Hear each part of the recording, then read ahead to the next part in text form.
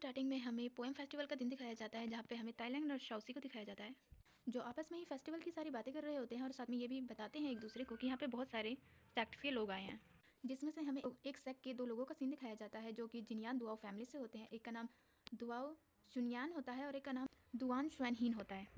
और साउसी उनके बारे में बताता है कि दुआन फैमिली वैसे तो काफ़ी ज़्यादा स्ट्रॉन्ग है, लेकिन अभी दुआन फैमिली की सारी होप्स जो है वो उनके यंग मास्टर पे हैं। जिसके बाद हमें कुआलियों के फादर और एक डॉक्टर शाई को दिखाया जाता है, और ये दोनों काफ़ी सालों बाद मिले होते हैं। इसीलिए ये आपस में काफ़ी सारी बातें करते हैं, और तभी डॉक्टर शाई जो है वो शाओसी और तैंगलाई को देखता है और कहते हैं कि इतने सालों में कुछ भी चेंज नहीं हुआ और ये एक अच्छी बात है। और हमें इसका इंट्रोडक्शन करवाया जाता है, जिनका नाम शाई स्वान होता है, जो कि स्कॉलरसी स्क्वाड डाइटी होता है। जिसके बाद ये दोनों शाओसी के बारे में बात करने लग जाते हैं, और इससे पता चलता है कि दोनों ही पहले से शाओसी को जानते हैं। क्वानली के फादर का तो पहले से ही था, और शाई स्वान भी पहले से ही शाओसी को जानता है। जिसके बाद शाओ स्वान जो है वो क्वानलियों के बारे में पूछता है, और जो क्वानलियों के फादर है वो बताते हैं उनकी बेटी जो है वो सिर्फ और सिर्फ मार्शल आर्ट में इंटरेस्टेड है, इसीलिए वो इन सब चीज़ों में ज़्यादा ध्यान नहीं देती, लेकिन शायद वो कुछ देर में यहाँ पे आ जाए। जिसके बाद ये आपस में और बहुत सारी बातें करने लग जाते हैं। जिसके बाद हमें रूयई को दिखाया जाता है, जो उस फेस्टिवल में आई होती है, और उसे देखकर शाओसी उसके बारे में बोलने लग जाता है। एंड तैंगलाई बोलता है कि मुझे नहीं पता था कि तुम उसकी शादी के लिए इतनी ज़्यादा कंसर्न हो। जिस पर शाओसी कहता है कि मैं उसके ही नहीं बल्कि तुम्हारी शादी के लिए भी बहुत ज़्यादा कंसर्न हूँ, क्या मैं यहाँ पे फेरी रुई को बुला लूँ? और ये बात सुनकर तैंगलाई कुछ नहीं बोल पाता। जिसके बाद हमें रूयई को दिखाया जाता है, जिसे देखकर दुआन फैमिली के दोनों ही बेटे उस पर देखते ही फ्लैट हो जाते हैं। जिसके बाद जो रूयई है उसको क्वानली के फादर और शाई भी देखते हैं, और वो उन दोनों को ग्रीट करती है। जिसके बाद क्वानली के फादर जो है वो शाई को रूयई का इंट्रोडक्शन करवाते हैं और बताते हैं कि वो सुपर वर्जन एस्ट्रोनॉमी सिटी की ये शाओयिंग की डॉटर है। जिसके बाद हमें शाओ हांसे का सीन दिखाया जाता है, जो कि रूयई के पास आ रहा होता है, और जब उसे तैंगलाई उसके पास आता हुआ देखता है तो वो अपनी पावर से वाटर के थ्रू उस पर अटैक करता है, लेकिन जो शाओ यहान है वो उस अटैक को रोक लेता है। जिस पर साउसी तैंगलाई को कहता है कि तुमने मिस कर दिया, और तैंगलाई जो है वो जाकर साइड में खड़ा हो जाता है कि शाओ हांसी जो है वो उसे ना देखे। और ये सारा नज़ारा ऊपर से शाओ सुआन भी देखते हैं, और क्वानलियों के फादर से कहते हैं कि लगता है दुआन फैमिली जो है वो बहुत ज़्यादा पावरफुल है, और वाटर टेक्नोलॉजी के बारे में उन्हें काफ़ी सारा ज्ञान है। और यहाँ पर दुआन फैमिली के दोनों ही लोंडे जो है वो देख रहे होते हैं कि आखिर उस पर ये अटैक किसने किया। और जो तैंगलाई है वो शाओसी को कहता है कि उस साइड मत देखो, और शाओसी भी अपना मुंह दूसरी साइड करके कहता है कि मैंने तो कुछ किया ही नहीं था, तो मैं ऐसा क्यों करूँ। जिसके बाद वापस से शाई स्वान को दिखाया जाता है, जो साउसी के बारे में पूछता है, और क्वानली के फादर बताता है कि वो अभी अभी रिसेंटली उसका डिसिपल बना है। जिसके बाद हमें वापस से साउसी तैंगलाई को दिखाया जाता है, जो कि वहाँ पे अजीब से हरकतें कर रहे होते हैं फ्लावर्स के साथ, और उनकी अजीब हरकतें देखकर शाओ जो है वो उसे नोटिस कर लेता है, और उसके बाद तैंगलाई के पास आता है और आकर उसी वाटर से उस पर अटैक कर देता है। लेकिन तभी वहाँ पे वूजिन आ जाता है, जो उन पर अटैक करने लगता है। जिसके बाद वापस से शाओ सुआन जो है वो वूजिन के बारे में पूछता है, और क्वानलियों के फादर जो है वो बताते हैं कि वो ली होंगिया का डिसिपल है। जिसके बाद हमें वापस से वूजिन को दिखाया जाता है, जिसकी स्क्वाड जो है वो फाइट करते टाइम अनकंट्रोल हो गई होती है, और सभी लोग उसे रोक रहे होते हैं, लेकिन कोई भी उन्हें रोक नहीं पाता। लेकिन तभी वहाँ पे रूयई आती है अपनी पावर्स को यूज़ करते हुए, और उस स्क्वाड को कंट्रोल करने की कोशिश करती है, और फिर से वूजिन उसे देखकर देखता ही रह जाता है। जिसके बाद यहाँ पर रूयई जो है वो वूजिन से कुछ स्क्वाड को कंट्रोल करने के लिए कुछ स्टेप्स करवाता है, जिसे देखकर वूजिन जो है वो उस पर पूरा फ्लैट हो जाता है कि उसने कितने अच्छे से किया। और ये सीन ऊपर से क्वानली के फादर और साइसवान भी देख रहे होते हैं, और रूयई की काफ़ी तारीफ करते हैं। और यहाँ पर वूजिन और रूयई का कुछ परफॉर्मेंस टाइप का चल रहा होता है, बिल्कुल इस स्क्वाड को कंट्रोल करने के चक्कर में। और यहाँ पे शाओसी जो है वो वीजिन भी प्ले करता है, और शाइसवान जो है वो रूयई से बहुत ज़्यादा इंप्रेस हो जाता है और नीचे आकर अपनी बांसुरी बजाता है। और शाइसवान को यहाँ पर देखकर शाओसी काफ़ी ज़्यादा शॉक्ड हो जाता है, और आखिरकार इन सभी लोगों की मेहनत कामयाब हो जाती है, और वो स्क्वाड जो है वो पूरी तरह वूजिन के कंट्रोल में होती है। जिसके बाद जो वूजिन है वो रूयई के पास आता है और कहता है कि क्या कोइंसिडेंस है, हम वापस मिल गए। और उसकी ऐसी बकवास लाइन सुनकर तैंगलाई और शाओसी दोनों अपना सर पकड़ लेते हैं और कहते हैं कि हमने वूजिन को ये काम देखकर ठीक किया ना, या गलत किया। जिसके बाद हमें सीन दिखाया जाता है कि कोई वहाँ पे आ रहा होता है, जिसके आने का एहसास साउ शुआन को हो जाता है, और वो कोई और नहीं बल्कि ली होंगी है, जो यहाँ पे पहुँचने वाली है। एंड उसको यहाँ पे आता हुआ देख कर वो रूयई के पास आता है और उसकी काफ़ी तारीफ़ करता है, और सभी लोगों की तारीफ़ करता है वैसे तो यहाँ पे, और सभी लोगों के लिए गिफ्ट लाया होता है, जिसमें से रूयई को वो उसके लिए कुछ डांस के स्टेप्स के फ़ोटोज़ देता है, जो एक तरह से वो उसके फिजिकल एक्सरसाइज के लिए हैं। जिसके बाद वो व्यूजिन को एक बॉक्स देते हैं और बताते हैं कि इसमें जिनयांग की नॉलेजेबल वुमेन फिंगशुआन का काम है, जो तुम्हारे काफ़ी ज़्यादा काम आएगा, और अगली बार तुम किसी ऐसी अच्छी लड़की से मिलो ना तो कुछ ऐसा ऑकवर्ड मत बोल देना, इसीलिए ये तुम्हारे काम आ सकता है। जिसके बाद वो तैंगलाई को एक बुक देते हैं और बताते हैं कि जब तुम्हारे मास्टर काफ़ी ज़्यादा यंग थे तो वो काफ़ी लाइक करते थे इस बुक को, और इसे काफ़ी रीड करते थे, तो मुझे लगता है कि तुम्हारे लिए ज़्यादा अच्छा होगा। जिसके बाद शाओ शियान जो है वो साउसी के पास आता है और कहता है कि मुझे नहीं लगता कि तुम्हें पसंद आएगा अगर मैं तुम्हें तुम्हारे नाम से बुलाऊं, क्योंकि मैंने तुम्हें काफ़ी टाइम बाद देखा है, लेकिन जब मैंने अभी तुम्हें जिंजर म्यूजिक प्ले करते हुए देखा तो मैं तुम्हारी स्पिरिट को सेंस कर सकता था। जिस पर शाओसी उन्हें कहता है कि आप क्या कहना चाहते हैं, मुझे समझ नहीं आ रहा। जिस पर शाओशियान जो है वो उसे एक म्यूज़िक की बुक देता है और कहता है ये मैंने खुद राइट किया है, पर अभी तक मैंने इसका नाम नहीं रखा, इसलिए ये आज से मैं तुम्हें दे रहा हूँ।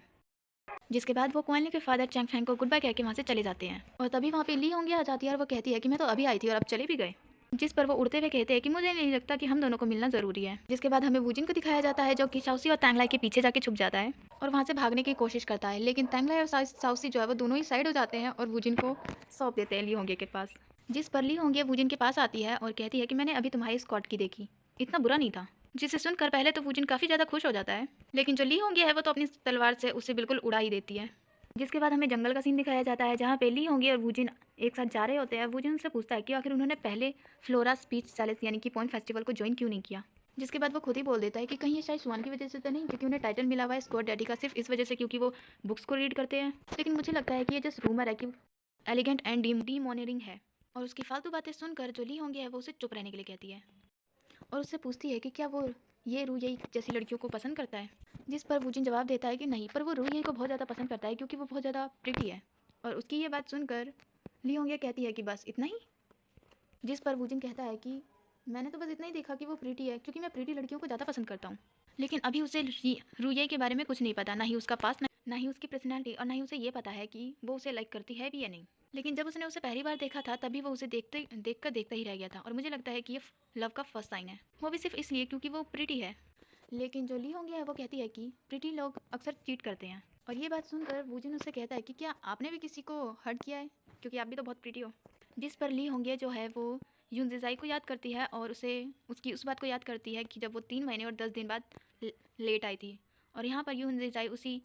पेड़ के नीचे बैठकर कह रहा था कि ब्यूटीफुल लोग जो है वो झूठ बोलते हैं। लेकिन ली होंगी जो है वो वहाँ पर पहुँच गई थी और उससे कहा था कि वो नेक्स्ट ईयर वापस आएगी। जिसके बाद प्रेजेंट टाइम में वो इस बात को हटाने के लिए बोल देती है कि वो उसकी स्क्वाडमैनशिप का 2 महीने बाद टेस्ट लेगी, इसीलिए वो अपनी अच्छे से तैयारी कर ले। जिसके बाद हमें क्वानलियो के फादर और शाओसी का सीन दिखाया जाता है जहाँ पे शाओसी अभी भी उस बुक को देख रहा होता है एंड जो क्वानलियो के फादर है वो उसे बताते हैं कि ये तुम्हारी मार्शल आर्ट के लिए काफ़ी ज़्यादा अच्छा होगा अगर तुम इसे प्रैक्टिस करोगे तो, और इसीलिए मैं तुम्हें सुनियान सिटी में इन्वाइट करता हूँ ताकि तुम वहाँ पे आकर मार्शल आर्ट को अच्छे से टीच कर सको, क्योंकि इस बुक में मार्शल आर्ट स्किल्स की ही सारी चीज़ें होती हैं और इसके वर्ड्स को वो जिंजर पर प्ले भी कर सकता है। जिस पर साउसी कहता है कि जैंकी का सर्कुलेशन उन्हें कुछ भी भुला सकता है और इसीलिए शायद साउसवान ने इस मार्शल आर्ट का नाम सर्सुलेटिंग है, और मुझे लगता है कि शायद स्वान ने मुझसे झूठ नहीं बोला। जिस पर क्वालियो के फादर उसे बताते हैं कि वो इस बुक को पिछले 3 सालों से लिख रहे थे और हर एक चीज़ जो है वो स्लोली से ही रिकवर होती है और इसी तरह तुम्हारी पावर्स भी धीरे धीरे वापस से रिस्टोर हो जाएंगी और उसे यहाँ पे सिर्फ 3 सालों के लिए ही डिसिपल बन के रहना है और 3 साल जो है वो बहुत लॉन्ग टाइम नहीं है। जिस पर साउसी अपना फ्लैशबैक याद करता है जहाँ पे वो स्नोफॉल वेला में था जिसमें उसने 3 साल बिताए थे और यहाँ पर क्वालियो के फादर के काफ़ी समझाने के बाद जो साउसी है वो अपनी ट्रेनिंग वगैरह के लिए मान जाता है और तभी वहाँ पर क्वालियो आ जाती है और वो उनसे साउसवान की गिफ्ट के बारे में पूछती है और कहती है कि वो जब भी यहाँ आते हैं तो कुछ ना कुछ ज़रूर लेके आते हैं। जिसके बाद क्वालियो के फादर जो है वो उसे एक बुक टाइप की देते हैं जिसमें मार्शल आर्ट स्किल्स के बारे में लिखा होता है। उसके बाद क्वालियो के फादर चैन फैंग जो है वो शाओसी से कंप्लेंट करने लग जाते हैं कि क्वालियो को मार्शल आर्ट के अलावा कुछ दिखता ही नहीं है। जिसके बाद हमें यान हुई को दिखाया जाता है कि जो कि वुनशियान सिटी का सिटी लॉर्ड है और वहाँ पे कुछ लोग जो है वो उन्हें बोल रहे होते हैं कि वो काफ़ी टाइम से सिटी लॉर्ड बन चुके हैं और अब वो काफ़ी ज़्यादा थक चुके होंगे। वो बहुत ज़्यादा टैलेंटेड है और उन्होंने काफ़ी सारा कंट्रीब्यूशन भी किया है, लेकिन अब उन्हें ये काम छोड़ देना चाहिए। जिसके बाद वहाँ पर एक पर्सन आता है जिसका नाम स्वांग तुआन होता है और वो यान हुए को कहता है भाई बहुत ज़्यादा टाइम हो चुका है मिले हुए। जिस पर यान हुई जो है वो उन्हें सीधा सीधा मना कर देते हैं और कहते हैं कि मुझे नहीं लगता कि तुम्हारे जैसे पर्सन को वुशियान का सिटी लॉर्ड होना चाहिए। जिस पर सोंगतुआन जो है वो काफ़ी ज़्यादा गुस्सा हो जाता है और उन्हें फालतू की धमकी देने लगता है और यान हुई बताते हैं कि वो वुशियान को अपना सिटी लॉर्ड बनाएंगे। जिस पर सोंगतांग कहता है कि वो छोटा सा बच्चा पूरे सिटी को कैसे संभाल सकता है और अगर उसमें इतनी कैपेबिलिटी है तो वो यहाँ आकर उससे फाइट करके अपना टेस्ट कंप्लीट करे और साबित करे। और तभी वहाँ पर वुशियांग भी आ जाता है जो उन्हें धक्का देके आगे चला जाता है। जिसके बाद वो उनसे नाम पूछता है और सोंगते अपना नाम बताता है और कहता है हाँ पर मुझे तुम याद नहीं हो बिल्कुल भी। जिसके बाद जो यून हाई है वो वुशियांग को बताता है कि अगर वो इस फाइट में जीत गया तो वो उसे यहाँ का सिटी लॉर्ड बना देंगे। जिस पर वुशियांग कहता है कि मैंने पहले ही सारी बातें सुन ली थी, मुझे पता है। इसके बाद वो अपनी स्क्वाड बॉक्स को ओपन करता है और उसमें से बहुत सारी स्क्वाड्स को निकालता है और 2 मिनट के अंदर अंदर सोंगतैंग को हरा देता है क्योंकि उसने इतनी ज़्यादा प्रैक्टिस कर ली थी कि वो अपनी 10 स्क्वाड्स को एक साथ यूज़ कर सकता था। जिसके बाद जो वुशियांग है वो सोंगतैंग को यहाँ से जाने के लिए बोलता है और वो सोंगतैंग का जो नाम है वो गलत बोलता है। जिसके बाद जो ये एक्चुअली मैं इसका नाम भूल गई हूँ क्योंकि ये काफ़ी ज़्यादा टाइम बाद आया है एपिसोड्स में। जिसके बाद ये पर्सन बोलता है कि उसका नाम सोंगतैन है। जिसके बाद वुशिन अजीब सा मुंह बनाकर फिर से उन्हें जाने के लिए बोल देता है। जिसके बाद ये जो मास्क पहना पर्सन है वो उन्हें कहता है कि ये डिसरिस्पेक्टफुल है, वो उन सबको इस तरह से नहीं ट्रीट कर सकता और एक छोटा सा बच्चा यहाँ का सिटी लॉर्ड कैसे बन सकता है। इस पर वुशिन जो है वो अपनी स्क्वाड से उनके ऊपर हमला करता है, लेकिन वो अपनी एक ही फिंगर से उसे रोक लेते हैं और उसे बताने लगते हैं कि वो किसी की भी रिस्पेक्ट नहीं करता है, वो सिटी लॉर्ड नहीं बन सकता।